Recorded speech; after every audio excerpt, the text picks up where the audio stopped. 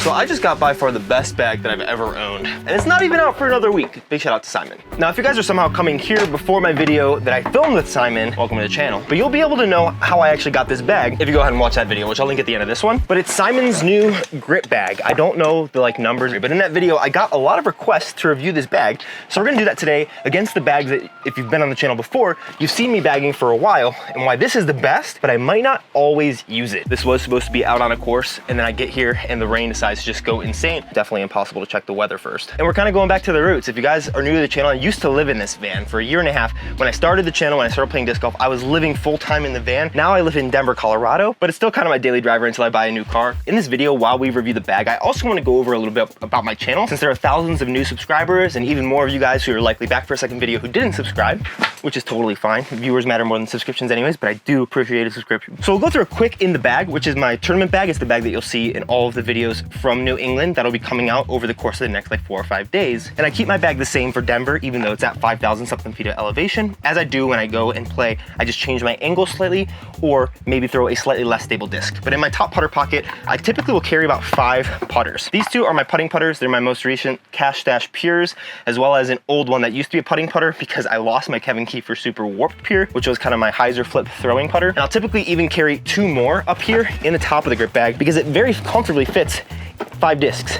I'll talk a little bit more about the features of the bag. I have 3 throwing putters right now. I guess this is more of an approach. It's a Z-Line Zone Banana Club stamp, as well as an Opto Pure and another Shattered Van disc. I have run a couple stamps if you guys have seen them before. Pretty overstable.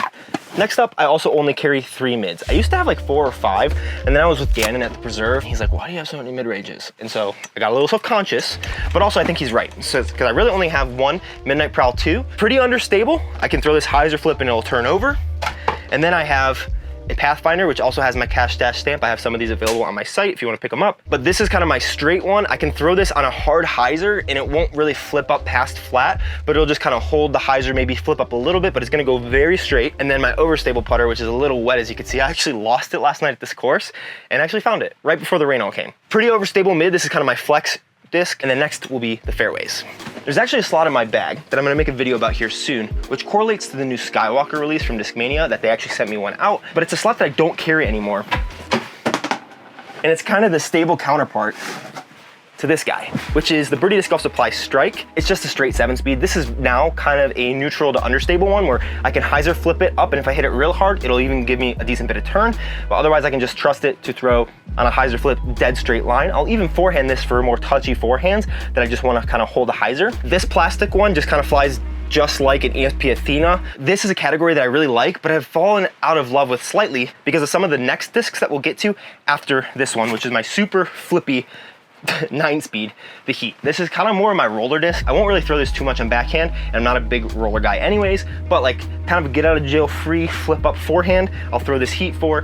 Very understable, and if I really want to get a crazy max distance line, I can push this probably just under 400, I would say. The next 2 discs are kind of what kicked out that stable 7-speed for me, especially because in Denver, there aren't too many wooded shots. So I'm throwing these CD1s. This is the new Zeta's Moon S-Line CD1, which is kind of a different disc than the C-Line. I've noticed the recent C-Line plastic has been super overstable for most things in Discmania's lineup, and the new swirly S-Line plastic, I think Nordic Phenom as well, is very understable for what the mold would say. These both go very far. This is much more of a hyzer flip to turn. This is much more of a hyzer flip to straight. And then this guy, the Honor, signed by Kevin Kiefer, big shout out.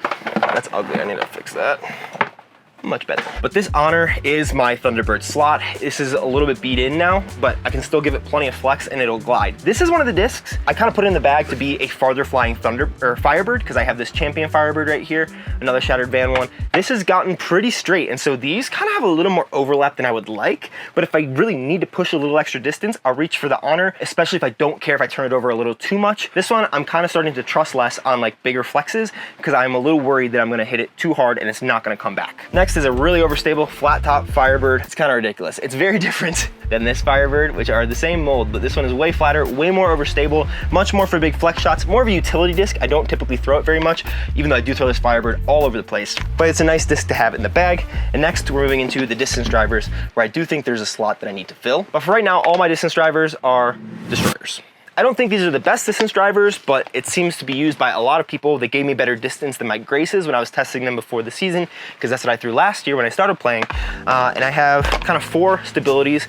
I do think I need something even more understable, kind of closer to my Heat in terms of flippiness, that I can really just trust on a steep hyzer to flip up and maybe give me some turn. This Echo Star Destroyer is kind of that slot for me now, where I can throw it on kind of this much hyzer and trust it to flip over and turn. Next is this Star Destroyer. It's a 171, so slightly lightweight. Big shout out Cal Longquist out in Minnesota. He gave me this. It's been in my bag. I searched for it for an hour yesterday because I could not lose this disc because I have nothing that flies like it. Very torque resistant, but I can hit it hard and flat. It'll turn for a while and then come out of it. Very good disc. A new misstamped Ducker Destroyer. Very good edge on this one. Not quite a lot of dome. I might prefer a little more dome. This one is pretty overstable as a Star Destroyer. It's max weight, and I just took out this one that you guys have seen a lot, because now I'm getting to the point where if I hit this on a hard hyzer, it kind of flips a little. And then last is the 2021 Calvin Heimberg Halo Destroyer. Very domey, very pop top, ridiculously overstable. Like, this is one that I probably won't be touching 400 feet with. Maybe if I give it like the craziest flex or really hit the nose angle correctly, I can probably reach it, but I don't really throw this. I don't throw this a lot, honestly, and that's kind of my bag, and all these discs more than comfortably fit in the grip bag, which we'll get to now. All right, let's check this bad boy out. First off, you have the top putter pocket. Everything I really like. The Velcro is the most secure Velcro that I've ever used. It doesn't come undone, even right here, which is like the biggest fail point that I found in other bags. I'm not sure how this relates to other Simon grip bags. It honestly looks very similar to the Eagle grip bag, just a different colorway. But this top pocket, I typically will take my 3 putters that are my actual bag, fit very comfortably, and it's honestly really nice to have it just stand up and you'd be able to pull out, not if you have a shelf there, but you just pull out a putter and then go to putt and put it right back in. Velcro has not come undone a single time when I've done that, which is really nice. Even when I add in 2 extra putting putters, which I typically will do. I'll typically have 5 putters up here, and then I'll just pull one out to go and putt with, but I always like carrying an extra couple to get extra putting practice. We'll take them out so that we can see how many fit in the bottom. I know mids and putters take up a lot of the space, and so I have my 3 putters here. 3 more mids is 6 discs, 7 fairway drivers, so 13 total discs down here. And once more discs get full, I've noticed it does get a little more, you have to like press in to the sides here to add more discs. And then, yeah, I just have my 4 drivers. So 17 discs plus my putting putters and throwing putters. So I guess I only ever carry like 20 discs is kind of my tournament bag. And I do have room on this left side, you might be able to see, for another couple discs. So we'll just try to throw these putting putters in here since there'll be these extra putting putters, 2 more. As you can see, it's a little harder to start fitting them in there. And it's like not my favorite that you have to like really jam them in and jam them out. You can also fit a disc up here, but watch what happens when I do that. I have another super overstable flat top Firebird. Throw that in there. And when you start to take stuff out now, it starts to get a little more caught there.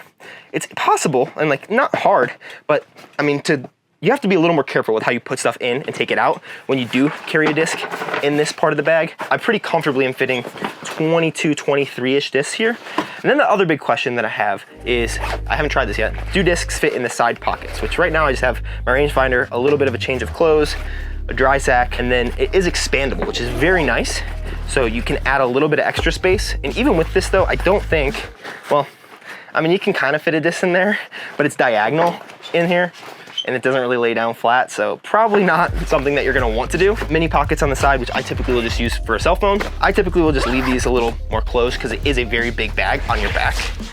Nothing ridiculous, like super manageable. And for being such a big bag, it is pretty light. It seems to be pretty well made. Real quick look at the back before we get to the rest of it, but there are 2 really big cup holders. I have this massive like 32 ounce, maybe 64 ounce bottle in here. I don't know my ounces. And that fits very comfortably. It does not fit in almost any other bag that I have unless there's a big side compartment, like I'll show you in a second. The other side is the exact same. There's no like difference between the sides except for one thing. There is no like front pocket here, which I don't mind. I've always found that that is more annoying than it's useful for the bags that I've had that have it. It does have a really nice pocket up here to put kind of your belongings and collectibles. There are little phone pouches, I believe, in there, which I've never used, but it kind of keeps the phone a little more secure. I typically will just put my phone in the side, or since I'm typically carrying one big water bottle, I'll just put it in the water bottle holder. It has not fallen out. Not how you're supposed to use the bag, I don't think. Even though it's only been a couple days since that Simon video, I've played like 8 rounds of this bag. And it's been very comfortable. And the bottom, I know this is something that people like to care about, is these rails are very nice. Keeps it very secure. There's 2 of these different compartments for the phone to go in or something else. And it's a relatively deep pocket. My phone goes in and you can barely see the top of it right there. Maybe this would be useful for filming. Probably not, don't do that. But the backside as well has this good cushioning, very comfortable padding, one of the most comfortable straps that I've had before. And then this is room for another disc-ish. Does it close? Yeah, it does close. I don't know who's trying to hide a disc in their bag, but if you really need an extra or really need a water disc, I guess there's room there. I'd probably more so like put my phone or keys. One thing I haven't checked in these side pockets though is if there is internal compartments, because that is a big win. Oh, yep, right here.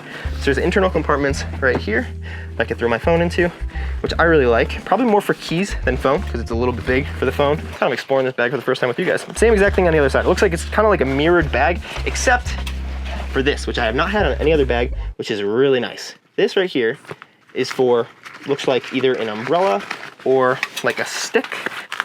And it has like an expandable little Velcro on the edges here, which means honestly, you can probably fit a whole umbrella in here. I think I've seen Simon do. Kind of packs away really easily. You do have things for tags here on the edges as well. And this bag is by far the nicest bag I've ever owned. I have no idea what it's gonna retail for. I know that it's gonna come out on September 21st, which is a week from today. And I'll leave a link for it in the description, but I'll also leave a link for the other couple bags I need to show you, which are the ones that you'll probably also be seeing on the channel, who I'm not sponsored by anybody. This also leads into a little bit more of like who I am and what this channel is all about. As the rain stopped, this insulation got completely like lost. Okay, the rain is mostly stopped, but it's super windy, so hopefully we can go outside and figure something out. Ooh, it's chilly now. Wow. Also, shout out Simonline time lapses. As a dealer, I got some of these. Unfortunately, they're all going to patrons and they're all gone from the Patreon. I do have Patreon if you wanted to support me that way. You just get discounts on my store and it's mostly to support me, and then a Discord. And we won't get into all the features of all these bags, but oh gosh. Chill out. All right, we're opening this all the way. These are new bags, or the bags that I wore most often because they are ridiculously light. They're made of almost exclusively recycled billboard canvases. So these are all different billboards.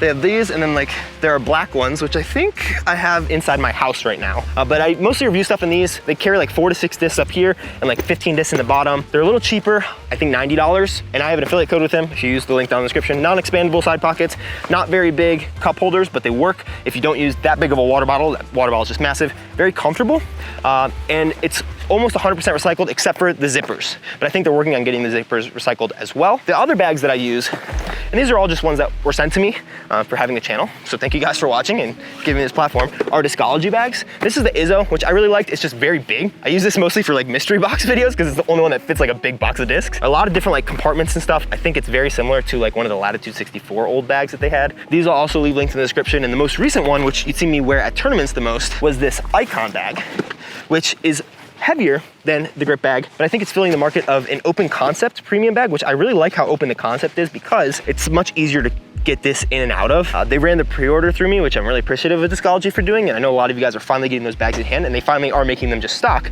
but you can fit 2 to 3 discs in these upper pockets, probably 2. There are side pockets for either more discs, or I use them a lot of times for sometimes discs for tournament prep or water bottles. And then they have this front pocket, which I never use except for like phone and keys. And then some pretty big side pockets on each of the sides. I just realized there's toilet paper in that one from one of the tournaments where the porta potties didn't have any toilet paper. So that's a lot of fun. But those are these bags. A little more affordable, but definitely not quite as premium as the new Simon grip bag. But that also leads me to the fact that if you are new to my channel, I'm completely unsponsored. I'm 981 rated, so there's still a lot of room for rating improvement, and I'm sharing my journey of like my tournaments. Those videos don't tend to do well, so I'm kind of rethinking how I'm gonna be running the tournament videos. I might just make big recap videos instead of each round, or just keep posting each round and living with the consequences that less people are gonna watch them, because it's okay if not everyone watches all the videos. I put out way too many videos anyway, except for these last 3 days. 3 days off is like very atypical for me. Typically maybe one day, like 2 or 3 times a month. I try to post 28 to 30 videos a month just because in order to make any money on disc golf YouTube, I'm very open with this. I like to be a little more transparent with like how I make money, financial side of things, because I'm kind of a nerd about that. But you have to post a lot because you need a lot of views. I'm gonna try to get a little more channel sponsors on the channel that are outside of disc golf, because I'm a big proponent of like bringing outside disc golf money into disc golf, and that's one way that I tangibly can do that to grow the sport. But currently I don't have any sponsors at all inside of disc golf, and I think that that helps me to remain pretty unbiased in all of my disc golf reviews. I do a lot of reviews, some training videos, which are less coaching because I'm not a coach and I have no desire to be a coach, but much more based around what am I doing that's working for me. You guys have already seen I've run a bunch of custom stamps because that's kind of the way that I do merch, because I don't really run a lot of clothes. I have some clothes that are still on the website, but mostly just like different custom stamps, which I find fun. One more quick housekeeping item, and then we need to talk about how the Simon collab happened very quickly, because I know it's the end of the video and most people have already left. I reviewed the Simon bag and they're like, okay, peace, bye. Give Simon a little product placement. You guys might have remembered that back a while ago, I said that I was gonna do daily videos. A little bit after I got back from the 2-month road trip that I took in the van, where I went, played a bunch of tournaments, followed the Pro Tour a little bit, ended up being able to cash at the KC Wide Open. I got a really good question about that as well that we'll answer in a second. But I realized that I did that because I was a little scared financially about what was gonna happen. Luckily, my wife recently got a job. So I'm gonna try to continue to do daily videos, but I'm not gonna like try to make up the days that I've missed like I was planning on doing. Especially since I've already missed like 7 or 8 days in the last 2 months. I might do some double videos some days if it makes sense to do that. But for the most part, I'm just gonna continue making as much as I can and enjoying the process of making content. And I just really appreciate all of you guys who followed along for the journey. But I will try to continue to post as much as I can because I really enjoy doing that. And the more I post, the more money I make. So it's kind of mutually beneficial for both of us, unless you don't like seeing me, in which case just leave the video. Ooh, also I got Simon to sign this. Did you see that? But I got a really good question recently, which was, which would I give up? Cashing at the KC Wide Open or this collab with Simon? I had to think about it a little bit, and I don't know if there's like a really good answer because I feel like there's kind of 2 ways to take it. One is Anthony the player and the other is Anthony the content creator. Those are a little bit more intermingled on my channel because a lot of my channel, the goal that I brought to you guys was cashing at a Pro Tour event. That's like the whole start of my channel. I was like, I want to take you on the journey of me trying to cash at a Pro Tour event. It was a pretty weak silver event, not nearly as weak as the ones at the end of the season, so I definitely feel better about that. But now I definitely am trying to cash at an elite event, maybe eventually get a tour card, win my first MPO tournament, and take you along that journey of just training and getting better at disc golf and sharing how that might be able to help you as well. And if I was to think about it, I honestly think, even though the Simon thing got me like a lot of new eyeballs on the channel, which I'm really appreciative of, and all of you guys who are new, thank you so much for being here. I understand not all of you are gonna stay or watch every video, but just the fact that you've given my channel a chance, I really appreciate. But I think that cashing at the KC Wide Open relieved so much like stress and imposter syndrome that I had of like, oh, I'm not that great at disc golf, or a lot of people told me to not even move up into MPO this year and to play another year in MA1, and I was like, no, that's dumb. And yeah, you can't listen to everybody, but it's hard for me to tune out all the voices that are negative talking towards me. And so that was really helpful in just like proving myself that I can do it. And I think that my channel will continue to grow and maybe eventually I'll be able to do something with Simon, but I think that like it's hard, I wouldn't want to give up either one is the short answer, but if I had to give up one, it might be the Simon collab. But even when I say that, I want to give out the others, so it's hard to say. So how the Simon collab happened real fast, we'll get into. Big shout out to Broderick, who has a YouTube channel here. If you like cussing and really, really good forehands and backhands, you'll like his channel. We were hanging out a little at the Preserve. We were both up there because he was from the Minneapolis area, and I was just following the tour for a little bit. He hooked me up a little with Casey White and we were talking and I parked my van with him for a night or two. One day Simon came over and we just got to talking a little bit about YouTube. He didn't really know who I was. Most people actually don't know who I was if they're not like big into watching disc golf YouTube. And I think it's kind of cool because that means that there's a lot more room for growth if people do want to get into watching disc golf YouTube. But we started talking a little bit about that. I was able to get out of his like billion message requests and into his actual DMs. And so when I was going to plan this trip, when I saw that the Glitch World Championships was happening, I called up my buddy Ben and I was like, dude, can we make this happen? Like, can you do transportation? Can you help me with the place to stay potentially? You should definitely go subscribe to his YouTube channel. He makes some really fun stuff. And right after that point, I was like, okay, I'm going. I need to see if I can collab with Simon. Because why not? Because when we were talking, he's like, yeah, if you ever make your way up to Massachusetts, we could definitely make something happen. And that's kind of the key in like disc golf YouTube is most people will collaborate with most people. You just have to have like an active channel. I get people asking me a lot of like, hey, do you want to be on my channel or you want to collaborate? And I'll go to their channel and they haven't posted in 3 months. It's like, no, I'm not interested in that because you're not active. Like even if you're a small channel, I'd be interested in collabing with you if the timelines all and the schedules all fit together.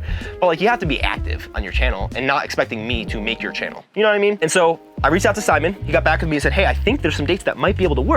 And even up until the day that it did work, we were still like finalizing times, finalizing what the videos would be about. I honestly didn't quite expect him to have me on his channel, which was just, of course I wanted it, but I didn't expect it. And I went into it with very low expectations of just like, hey, let me enjoy this time. I didn't expect him to give me the first time-lapse video that wasn't him on YouTube, but all those things kind of came together because Simon is just a really genuine and good guy. And I just really appreciated that. And so was able to go and film with him. Neither of us expected that this would end up happening, and so I'm super grateful for that. But that's kind of how that happened. That's the story of the grip bag. That's the review of the grip bag. Really solid. I like the colorway. They have a blue one and a green one. I almost took his blue one that he wore to Worlds, and then I was like, I already have that blue icon bag from Discology, so I'm gonna take the green one. But yeah, that's my updated in the bag. It'll probably be just like that for my last tournament. I might need to add that flippy distance driver, but I don't really know what that is, so this is kind of where it is. Thank you guys so much for watching my channel. Back to normally scheduled content starting tomorrow. It's gonna be a lot of stuff from my trip to Massachusetts, some of the better videos that I think I will have made on the channel so far, and then a lot more